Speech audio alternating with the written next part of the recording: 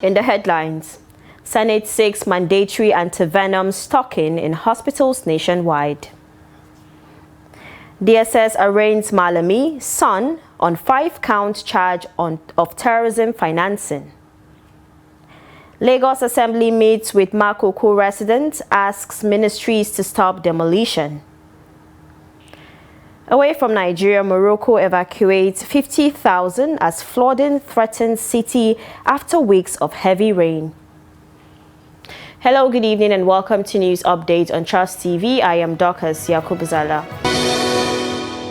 The Senate has called on government at all levels to urgently address gaps in emergency health care by mandating the availability of minimum stocks of antivenom and other critical antidotes in hospitals across Nigeria, particularly in high-risk areas. The resolution followed a point of order raised by Senator Idiat Adebule, who drew attention to the deaths of a young Nigerian, Ifunanya Nwagene, from a snake bite.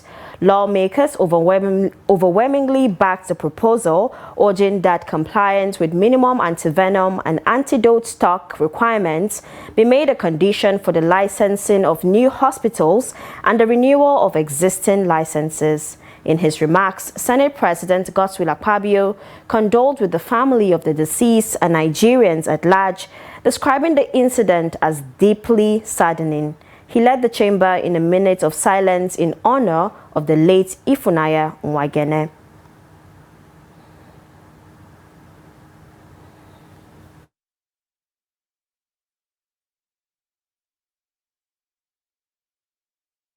Including snake bite, scorpion, sting poison, drug overdose, and other form of envenomation, all of which require the immediate administration of specific antidotes and emergency medicines in both public and private school hospitals in order to prevent avoidable death and irreversible health complications. Further note that with grave concern, the tragic and avoidable death of Mrs. Ifunanya Nwagene, who reportedly died following a snake bite in Abuja recently, thereby revealing serious gaps in emergency preparedness and antidote availability within public and private hospitals in Nigeria. We are supposed to have antidotes to take care of such situation. So, while we are condoling the family of the late woman, we have to be proactive as a government. I see no reason why most of our medical centers and hospitals all over the place shouldn't have medication for snake bites. You don't have to wait until there's a fatality through snake bites. This is a lesson for us to be proactive, that we must take healthcare very serious. It is tragic that the deceased went the way she died. But the bigger lesson for us is the need for us to have in place policies that must drive our health care. Mr. President, for some of us who are from farming communities, who are easily exposed to snake bites, I found this motion very, very important because many a times victims of a snake bite have to move all the ways from the villages to the state capital before they are able to access treatment. If these drugs are made available to our health centers across the length and breadth of the Federation, such needless journeys seeking medical attention at state capitals wouldn't be necessary. Prayer 2. Urge the Federal Ministry of Health, in collaboration with the National Agency for Food and Drug Administration and Control, NAFDAC, to ensure procurement, quality assurance, proper storage, and nationwide availability of safe, effective, and affordable antivenoms and critical antidotes for use in public and private hospitals with priority attention to high-risk regions. This is very good. Those in support of prayer 2 say aye. Those against say nay. The ayes have it. Non-labor unions under the Trade Union Congress of Nigeria and the Nigeria Labour Congress have directed their members working in the Federal Capital Territory to resume work immediately following a late-night diplomatic meeting with the Minister of the Federal Capital Territory, Nyesom Wike. A directive was jointly signed on behalf of JOAC. I beg your pardon, the directive was contained in a circular dated February 3rd, 2026 and addressed to all affiliates of the TUC and NLC. The circular was jointly signed on behalf of JOAC and the workers by the Secretary General of the TUC, Nuhu Toro, and the Acting General Secretary of the NLC, Benson Upa. According to the unions, the meeting began at 11:45 p.m. and ended at 3:51 a.m. after what they described as extensive and frank deliberations. A directive followed the suspension of a planned protest by the NLC and TUC in Abuja on Tuesday. A visit to the FCTA Secretariat at about 8:30 a.m. on Tuesday revealed that workers were trooping into the premises. The protest had been scheduled in solidarity with FCTA workers who embarked on an indefinite strike on January 19th over unpaid salaries, promotion arrears, and poor working conditions. And the Department of State Services, DSS, has arraigned a former Attorney General of the Federation, Abubakar Malami, and his son on a 5-count charge of aiding and abetting terrorism through financing. They were arraigned before Justice Joyce Abdul Malik of the Federal High Court, Abuja, where they pleaded not guilty to the charges. In the charge, the former AGF is accused of knowingly abetting terrorism financing by refusing to prosecute terrorism financiers whose case files were brought to his office as the Attorney General of the Federation for prosecution. Malami and his son are also accused of engaging in an alleged conduct in preparation to commit an act of terrorism by having in their possession and without a license a Storm Magnum firearm, 16 Red Star AAA 520 live rounds of cartridges, and 26 expended Red Star AAA 520 cartridges. The former AGF was originally arrested for fraud and money laundering by the Economic and Financial Crimes Commission, EFCC. Now, Justice Amina Adamu Aliyu of the Kano State High Court has adjourned till April 15, 2026 for hearing of preliminary objections and all other pending applications in the corruption and misappropriation allegations filed against former Kano State Governor Abdullahi Umar Ganduje, his wife Hafsat Ganduje, his son Abba Ganduje, and 6 others. Counsel for the state government, Victor Oni, informed the court that the prosecution was ready to proceed with a motion on notice dated November 2025, seeking the court's leave to provide additional evidence against the defendants. However, counsel for Ganduje, his wife and son, Lydia Oluwakemi Oyewo, replied that they were ready to proceed with their motion on stay of proceedings dated July 2025. Counsel to the 3rd and 7th defendants, Adekunle Taye Flola, also told the court that they had filed a motion on notice dated May 23rd, 2025, and subject to the court's convenience, willing to move same. After hearing all the parties in the case, the presiding judge, Justice Amina Adamu Aliyu, adjourned the matter until April 15, 2026 for hearing of preliminary objections and all pending applications.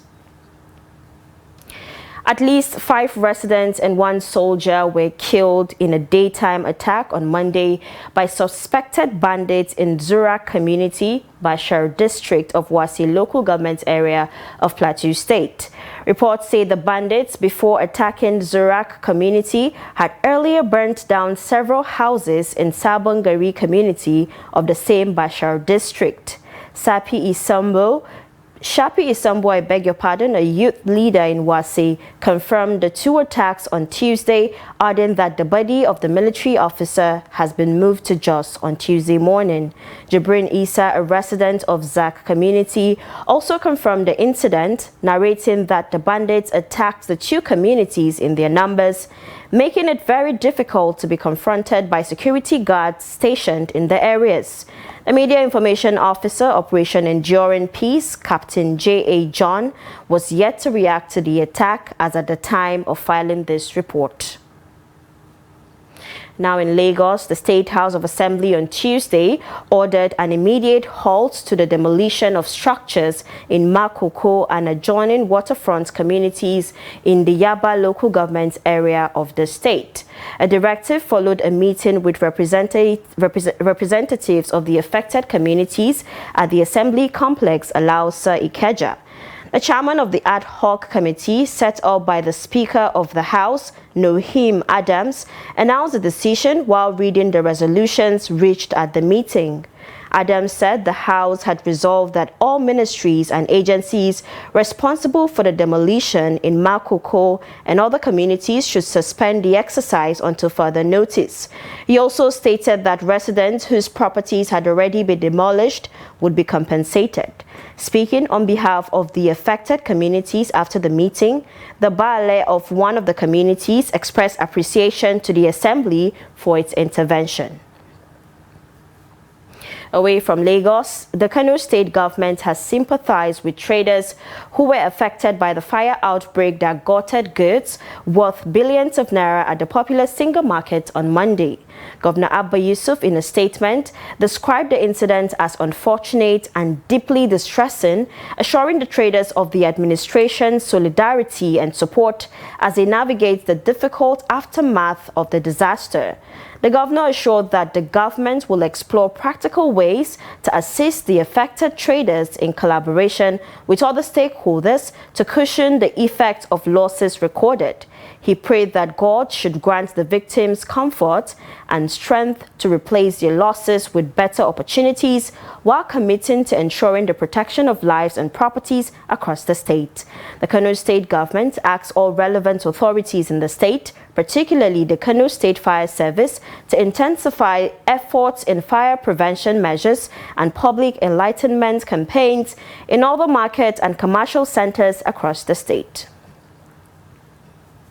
The National Examinations Council, NECO, has released the results of the 2025 External Senior School Certificate Examination, SSCE.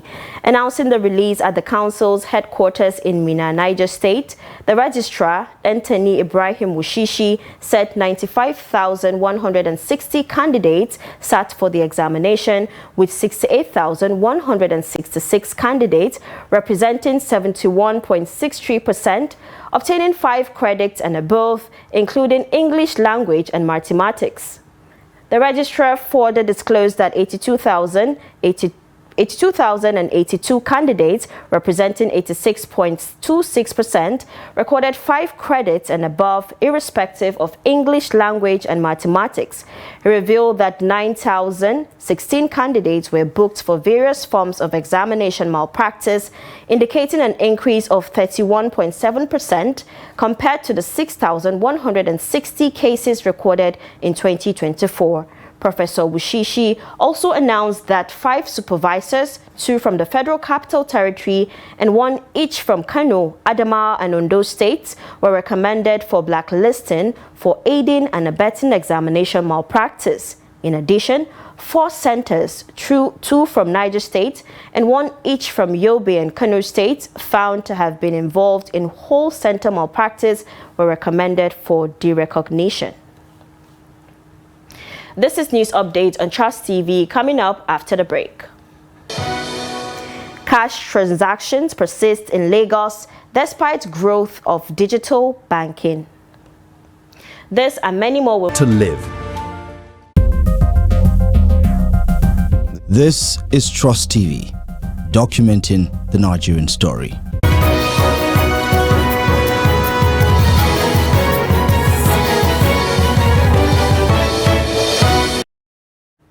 Welcome back from the break. In case you're just joining, this is News Update on Trust TV.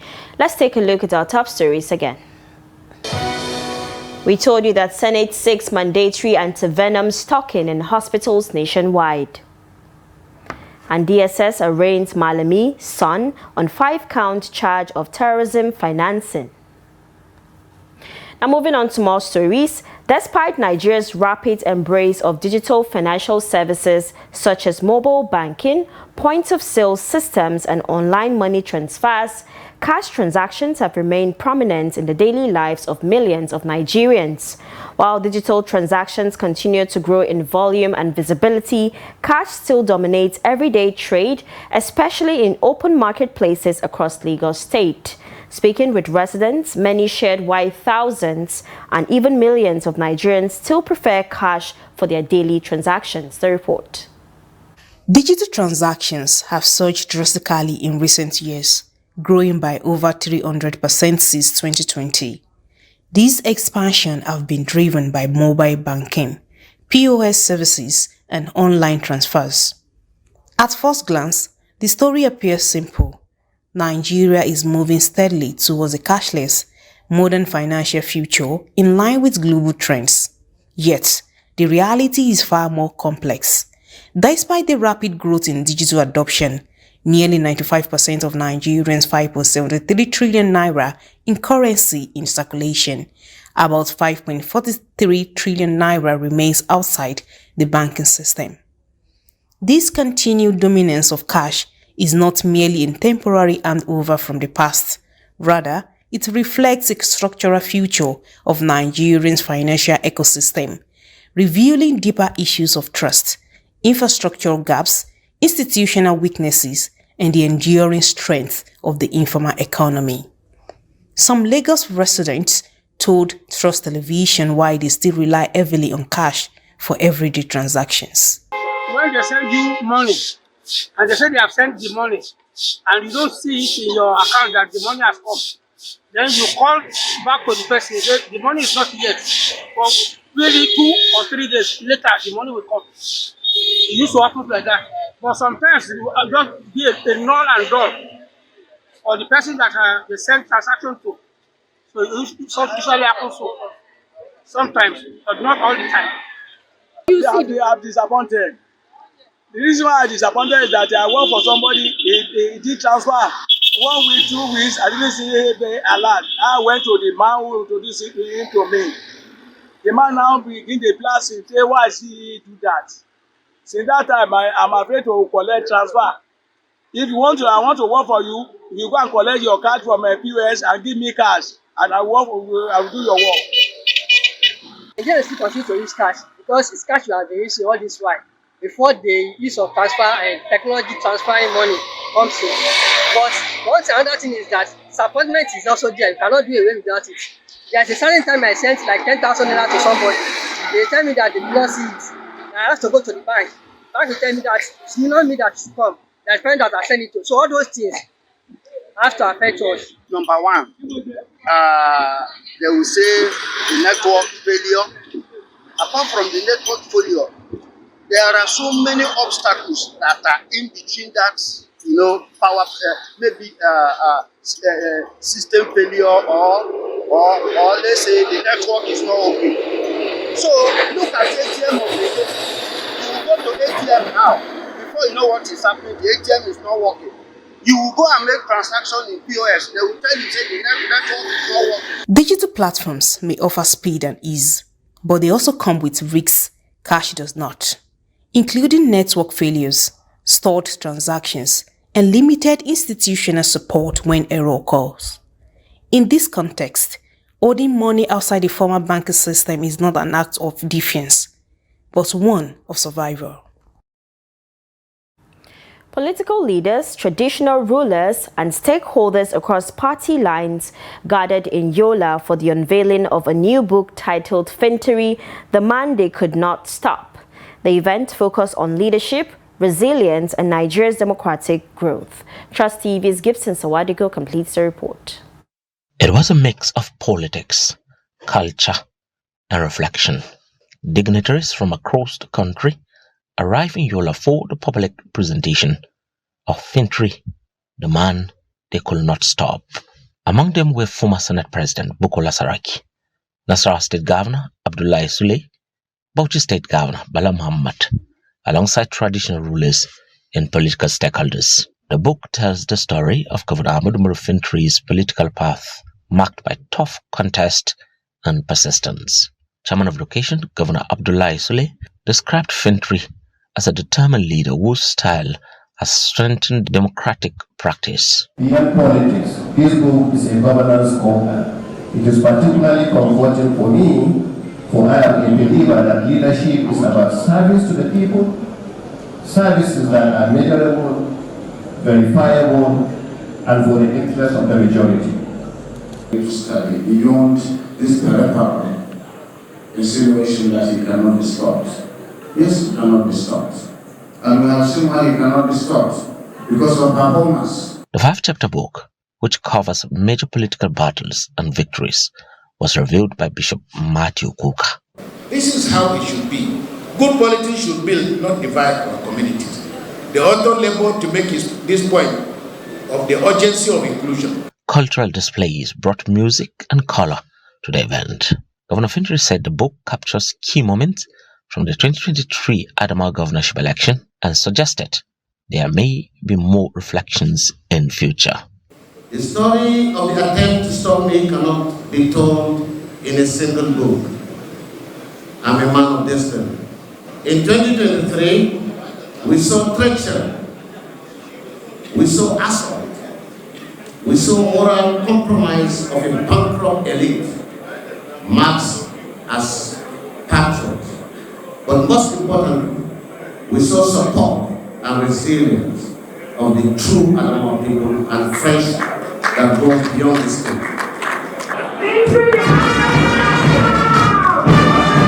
The book was written by Solomon Kumanga, who served as Director General of Media and Communication during Fintiri's first term in office. Gibson Sawadigo, Trust TV News, Yola. And now in business, a new report by Global Financial Integrity GFI, a United States-based think tank, has revealed that Nigeria lost a total of $77.7 billion to trade-related illicit financial flows, IFFS, over a period of 10 years between 2013 and 2022. IFFS referred to cross-border movements of money or value that are illegally earned, transferred, or utilized, encompassing proceeds of crime, corruption, and practices like tax evasion. In the report titled Trade-Related Illicit Financial Flows in Africa 2013 to 2022, GFI noted that IFFS, which occurred via trade misinvoicing, represent a formidable barrier to Africa's inclusive growth and economic sovereignty, adding that the new report captured trade-related value gaps for all sub-Saharan African nations between 2013 and 2022.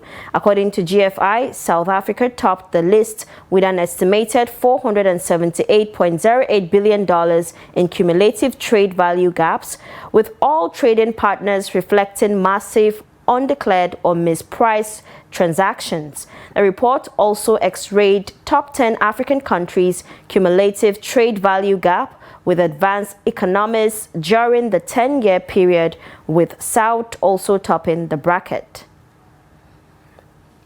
Now, away from Nigeria, Morocco has evacuated more than 50,000 people, nearly half the population of the northwestern city of Qasr el-Kabir, as flooding driven by weeks of heavy rain threatened to inundate the city, state media said on Monday.